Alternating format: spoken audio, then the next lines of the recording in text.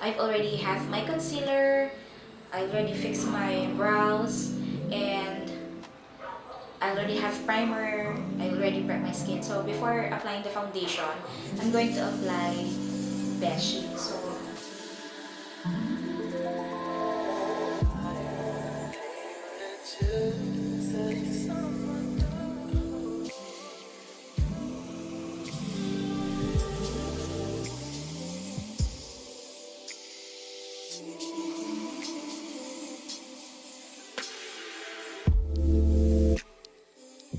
on the camera, hindi gaano kita because of the ring light and the reflector.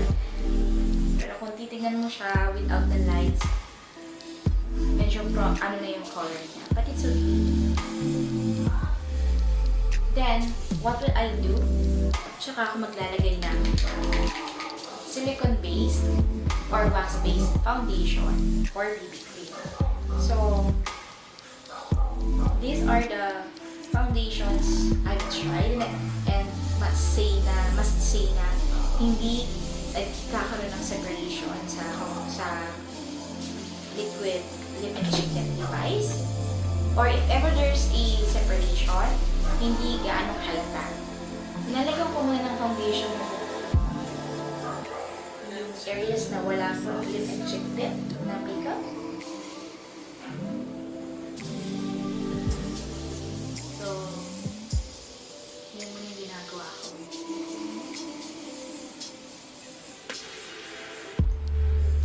Add a little more. Pero what's good about the silicone-based foundation din kasi kahit konti, marami na siyang kaya na i-cover yung full face. So here's the part, no? After you apply silicone-based foundation or wax-based foundation sa skin mo, that's the time what's left in the sponge, tsaka mo ngayon ipatong sa blush. Diba? So nakikita nyo, nagiging subtle kahit ilang layer yung ilagay mo, liquid lip and cheek tint, nagiging subtle siya, and nawawala yung pagka sobrang vibrant or pagka-pigmented ng gel. So, nakikita nyo ngayon nagiging natural glow na siya. And that's the method that works for me, and na-discover ko actually na mas maganda na ang liquid lip and cheek tint device, mas magandang gamitin mo muna under the foundation. And for everyday use, hindi mo kailangan na makapal na foundation. Just a little thin layer of foundation.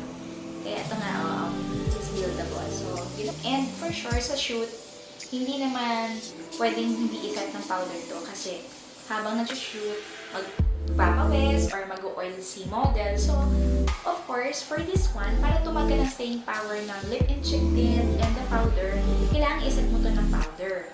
So, I'm going to dust muna.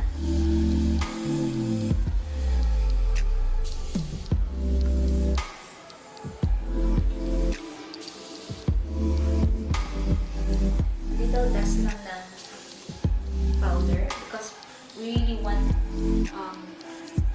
that glow for no makeup look. Also, additional tip para tumagal yung color. And for sure, and ito ginagawa din namin to after we layered a liquid lip and cheek tint or a cream blush. Ang ginagawa ko para tumagal, since BESHIE is a bit of bright orangey shade, so I try to set it with a blush on powder na halos kadikit ng shade ni BESHIE. Like, just a little close shade para tumagal yung blush on. A little amount. Kasi we are just setting the blush on.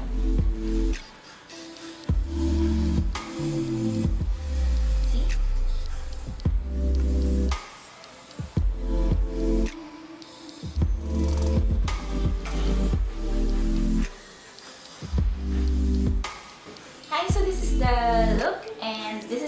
other fun part we're going to create. So I already have a lip and cheek tint from my cheeks and lips, of course, and I'm using the shade of BESHIE. And we'll try to experiment more, and let's have a monochromatic look. Pag sinabing monochromatic look, it's, it has the same shade of cheek, lips, and eyes. So let's try using Vice Ganda's BESHIE as your liquid eyeshadow. So I've already applied concealer and I've already dusted it off with a little powder. So let's see what look it will give, or ano yung magiging output nito.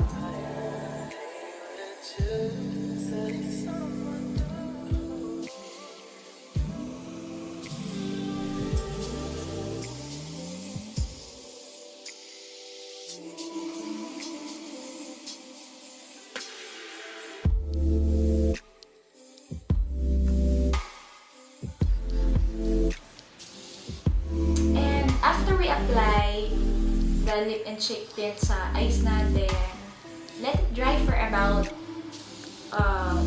60 seconds bago natin i-dust ng powder or eyeshadow na almost same shade. Sorry sa background noise, guys, ha? It's already late night na, but I'm filming this for you.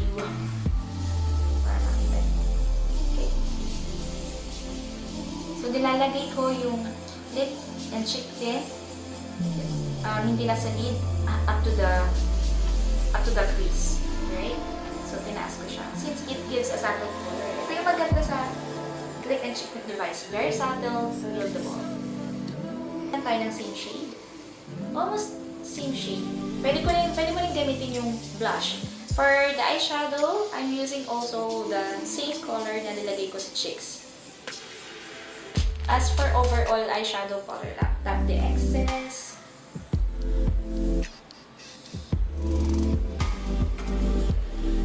If you want yung fun, vibrant color, pwede ito for summer. Ito, gandang color yung BESHIE.